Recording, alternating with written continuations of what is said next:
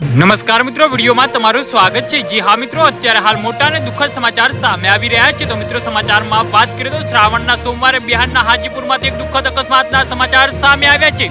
જલ અભિષેક કરવા જઈ રહેલા કાવડ યાત્રીનું વાહન હાઈ ટેન્શન વાયર સાથે અથડાતા માત્ર 15 સેકન્ડમાં જ 9 કાવડ યાત્રીઓના મોત થયા હતા।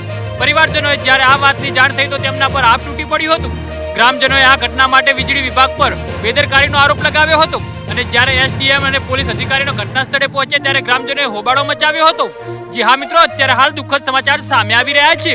મળતી માહિતી અનુસાર બિહારના હાજીપુરમાં રવિવારે મોડી રાત્રે એક મોટો અકસ્માત થયો હતો। અહીં ટ્રોલીમાં ડીજે હાઈ ટેન્શન વાયરને અડી ગયો હતો, જેના કારણે વીજ શોક લાગવાથી ટોલામાં મુસાફરી કરી રહેલા 9 લોકોના મોત થયા હતા। વીજ શોક લાગવાથી 2 કવરિયાઓ ખરાબ રીતે દાઝી ગયા હતા।